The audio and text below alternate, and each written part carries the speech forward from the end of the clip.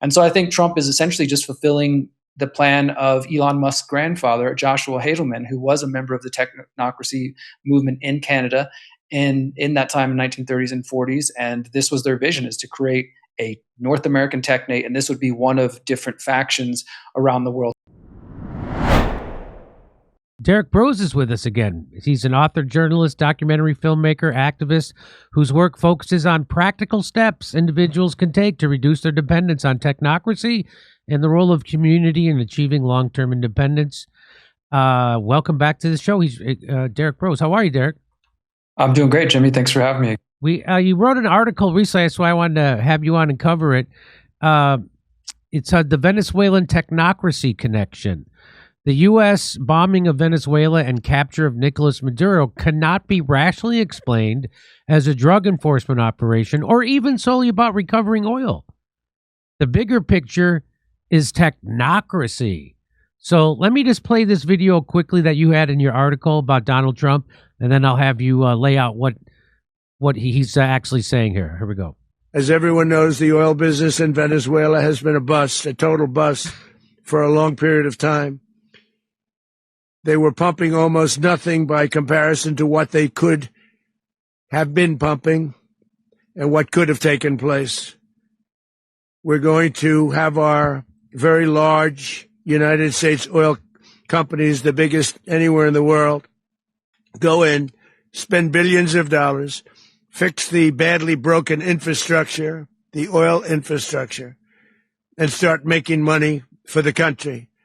In addition, Venezuela unilaterally seized and stole American oil, American assets, and American platforms, costing us billions and billions of dollars.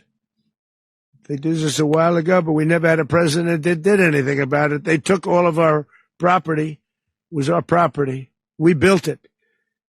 And we never had a president that decided to do anything about it. Instead, they fought wars that were 10,000 miles away.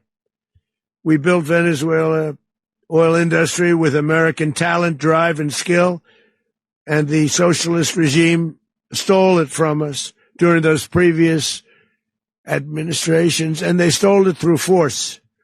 This constituted one of the largest thefts of American property in the history of our country. Considered the largest theft of property in the history of our country. Massive oil infrastructure was taken like we were babies, so we didn't do anything about it. I would have done something about it. America will never allow foreign powers to rob our people or drive us back into and out of our own hemisphere. That's what they did. You said that the U.S. is going to run Venezuela. So who's in power right now? Well, we're going to be running it with a group, and we're going to make sure it's run properly. We're going to rebuild the oil infrastructure, which will cost billions of dollars. It'll be paid for by the oil companies directly. They will be reimbursed for what they're doing, but that's going to be paid. And we're going to get the oil flowing the way it should be. As you know, it was just a minor flow. It was actually a minor flow for what they have. But we're going to run it properly, and we're going to make sure the people of Venezuela are taken care of. We're going to make sure the people that were forced out of Venezuela by this thug are also taken care of. But in terms of other countries that want oil, we're in the oil business. We're going to sell it to them. We're not going to say we're not going to get it. In other words, we'll be selling oil probably in much larger doses because they couldn't produce very much because their infrastructure was so bad. So we'll be selling large amounts of oil to other countries. Is it possible that the U.S. ends up administrating Venezuela for years? Well, it won't cost us anything because the money coming out of the ground is very substantial. So it's not going to cost us anything. We want safety there. We want to be surrounded by countries that aren't housing all of our enemies all over the world. Well, it sounds to me like it's all about oil, but you tell me what it's really about, Derek. Yeah, he certainly does lay it on thick there and make it clear that it is about oil in some ways. And I outlined that in the article, the different connections that I know that you've touched on with Thomas Massie in the past recently, and talking about Paul Singer, the billionaire. There are billionaires who stand to benefit from the oil industry and what Trump has done there in Venezuela. But what I'm focused on in this article is to put it in the context of the technocracy movement. And I know that last time we spoke, and you've had others on your show, Whitney Webb and others, speak about the technocracy angle, the influence of people like Peter Thiel, Alex Karp, Palantir on the Trump administration. They're getting huge contracts under ICE and other areas, as well as people like Elon Musk, obviously Bill Gates, Mark Zuckerberg. These are the modern technocrats of today. These folks who are billionaires, almost trillionaires, who have access to all kinds of technology and who believe essentially that they should be the unelected power. And that is the core definition of what a technocrat is from the original technocrat movement back in the 1930s and 40s. It was basically a political movement in the US and Canada that said that us, the people, were too stupid to know what's good for us. The business people weren't doing a good job. This is sort of after the Depression. And they said the politicians don't know what they're doing. So the technocrats proposed that the technologists or the engineers or the experts should be the ones to micromanage and run all of society under what they called a technocracy. And they envisioned this future where there would be what they called the American Technate or the North American Technate, which they specifically describe as encompassing everything from Greenland, Canada, the US, Mexico, parts of Central America, the Panama Canal, and including in their own map that I included in that article from the 1940s, it shows parts of Venezuela and Colombia as part of this technate that they describe. And essentially, I believe that Trump, the reason he was elected and put into this position, and despite the MAGA thinking that he was resisting the globalists, that in many ways, as you and your audience I think are aware, he is showing he is very much aligned with them in certain areas.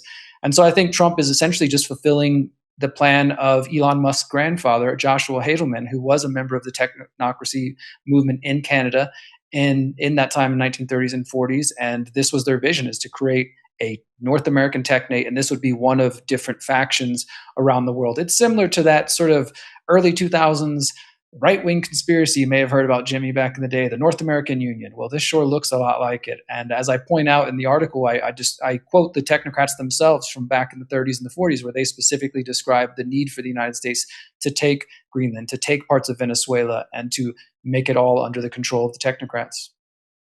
So this is so it's kind of mind-blowing to me. This is nothing new then. So this is something that the geeks, as we call them, or the technocrats, they're called today. People like like you mentioned, Peter Thiel's. So is this like what's that guy, Curtis Yarvin? Is this like a kind of a absolutely? Is this like a kind of a wet dream of his? Absolutely. And I'm glad you brought him up, Jimmy. I have another investigation from 2025 that people can find at The Last American Vagabond. That's called Meet the Man Who Influenced Peter Thiel and J.D. Vance. And as I'm sure other guests have discussed, Curtis Yarvin, he went by the pen name Mencius Moldbug for years, writing for what he originally called the neo-reactionaries or the Dark Enlightenment, which eventually became the alt-right, the sort of early MAGA movement. And this still has been existing in the background here. And in fact, in Trump's second administration here, there's been many reports of numerous people in his cabinet who have been influenced by Curtis Yarvin. Obviously, J.D. Vance himself, he specifically said that it was that his philosophy came from Curtis Yarvin, that he credits him directly. And in fact, before the election of last year, he was telling him, he was quoting Yarvin and saying, we need to basically push Trump to make the decisions and to put the Supreme Court to see if they'll actually try to enforce their rulings, and then, sort of take that gamble. Can Trump go ahead and do whatever he wants? Will the Supreme Court stop him? All of J.D. Vance's philosophy, to whatever it is influenced by Peter Thiel and Curtis Yarvin. And of course, Peter Thiel and his relationship with Curtis Yarvin has been reported for some time. So absolutely, this does relate to the neo-reactionaries, the Dark Enlightenment, Curtis Yarvin. That this is just the modern version of what we would call the technocracy movement. And if I could, Jimmy, I just want to mention one other point, because people might hear 1930s, 1940s and say, okay, Derek, this is a map from 100 years ago. What does this have to do with today? The movement and the mainstream version of events essentially kind of petered out. They didn't get a lot of public support. So by the 1950s, if you go read the Wikipedia page, for example, it says the technocracy movement disappeared. It was a failure. But actually, 20 years later, in the 1970s, Zbigniew Brzezinski, who you may be familiar with, is a longtime deep state national security advisor, him along with David Rockefeller, they and Henry Kissinger, they formed the Trilateral Commission. And around that time, Zabrinsky wrote a book called the technotronic era, America between two ages. He didn't say technocratic, he called it technotronic. But it was essentially just a revival of the same ideas. And both the original technocrats and Zbigniew Brzezinski and the Trilateral Commission, they admit in order for them to get their vision of the world, it would involve a loss of privacy, a loss of individual liberty, a loss of freedom of expression, that there would have to be almost, he kind of describes it as like a world police state in order to enforce this utopia that they promise us is going to deliver paradise. And even the original technocrat movement, they were very obsessed with the use of energy and how to maximize efficiency. Actually, the predecessor to the technocracy movement was a movement coincidentally called the efficiency movement. And I wrote another article kind of drawing some parallels between that and Doge. And anyways, they even imagined energy credits, what we might call carbon credits today. So they said every person, every country, every individual would be allocated the exact amount of energy credits they need based on, whatever they factor, whatever the experts say. And so what we're witnessing today under Donald Trump's second administration and with all these technocrats in office, including people like Peter Thiel and Alex Karp, who are the heads of Palantir, who also happen to be steering committee members of the Bilderberg Group, including people like Larry Fink, who's the co-interim chair of the World Economic Forum, who's also a decades-long friend of Donald Trump. These people are in the White House working hand in hand with Donald Trump, and they're essentially just fulfilling a plan that goes back to at least the technocrats of 100 years ago. So this is mind-blowing, kind of, for someone like me anyway. So this is the map you were referring to? Yeah, that's it right there. So when was this map drawn up? That was released in 1940, and one of the technocrats had like monthly magazines and newsletters, and that's from the July 1940 issue. And so this was their vision, to have everything that's in red here would be kind of under one government control or one techno state, or how? So they called it a technate, right? And so that whole area, that geographical area would be, as it says on the map, the technate of America. And they described that, interestingly, back in their time, writing in the 1930s and 40s, they said that the technocrats would run the machines. Now, they didn't have computers as we understand them today, but definitely the earliest versions of computer technology was existing at the time. And what they called machines, we might call artificial intelligence today. And basically they said that the technocrats would be the ones to micromanage and to run the machines. And then through those machines, they would divvy up all of the resources using something that's essentially universal basic income. And they said at the top of this technate would sit the techno king, the technocrat king. And that happens to be a nickname that Elon Musk has given himself. Actually, if you go look at the original Tesla bio for Elon, he puts on there, he calls himself the techno king.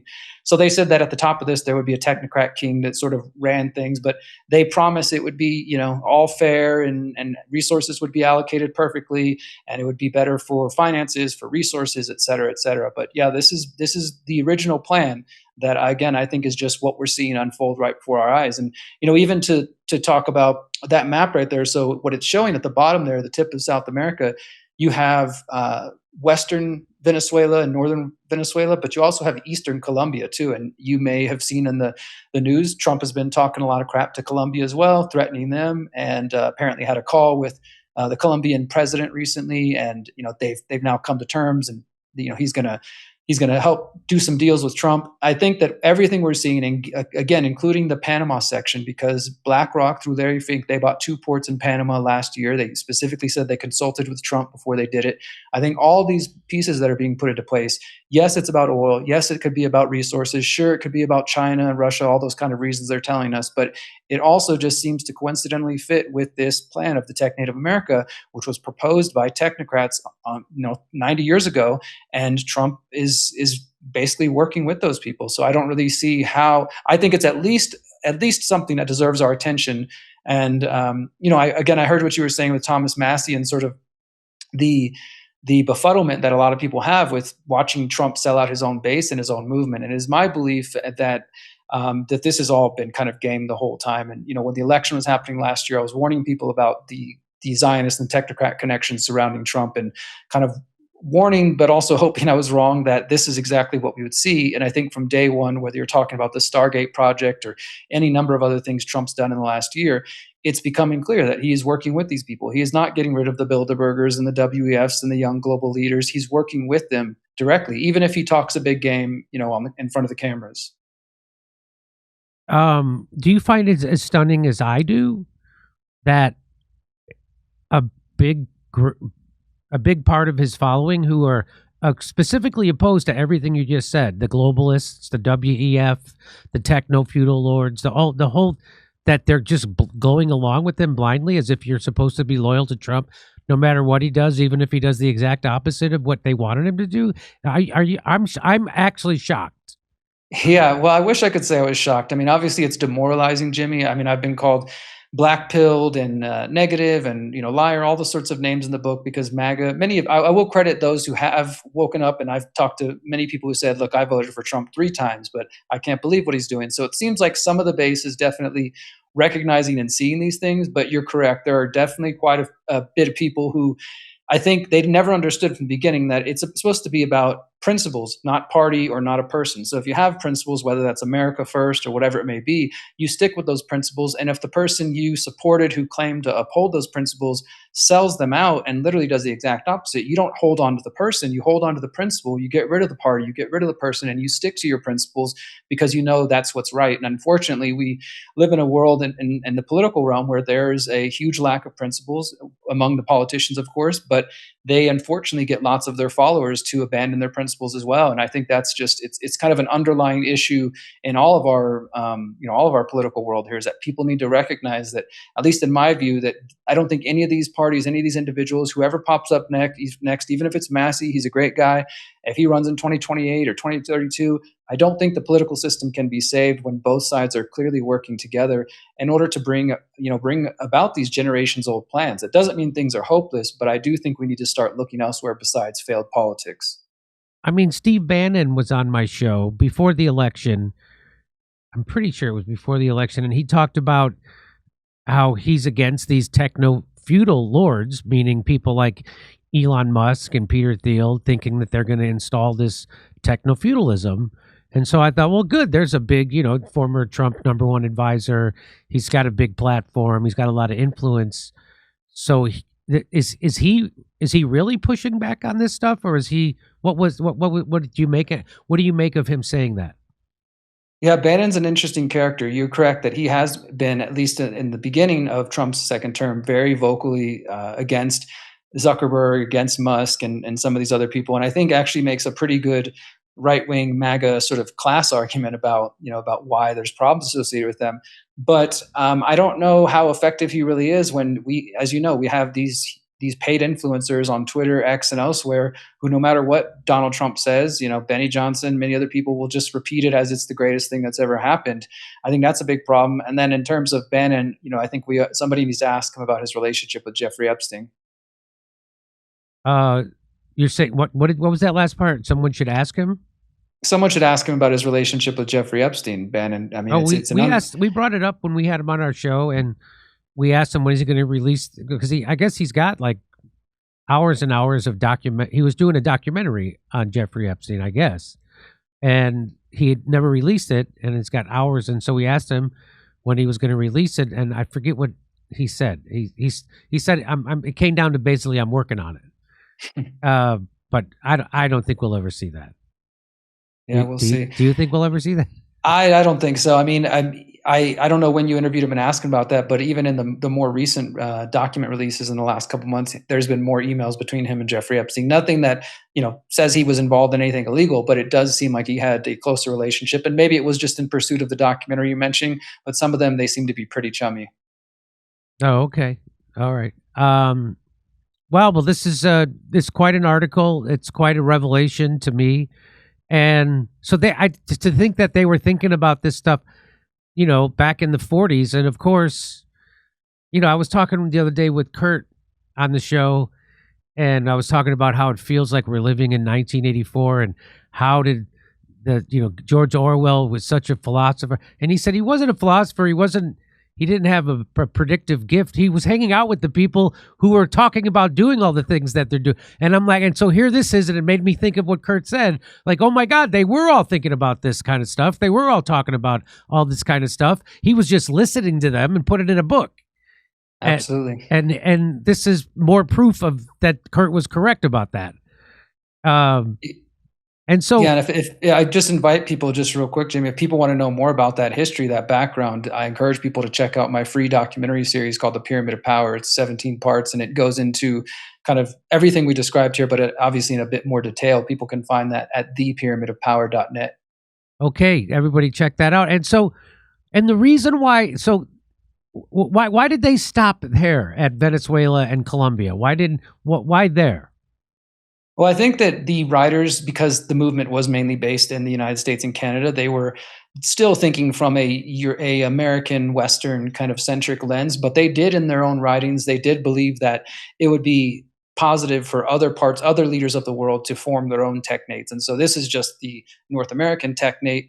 But they did imagine that if the movement spread and other people saw value in their ideas, that there would be a European technate, there might be an East Asian technate, African technate, things like that. And again, it just sounds very familiar from, obviously we have the European Union, there's the African Union, there's been this theorized conspiracy theory about the North American Union for years that many people like Alex Jones used to warn against. But unfortunately, there's quite a bit of people, again, in MAGA media who are promoting this and acting as if it's a positive thing. This is the exact thing that Trump supporters were against, and now About that a year ago, huh?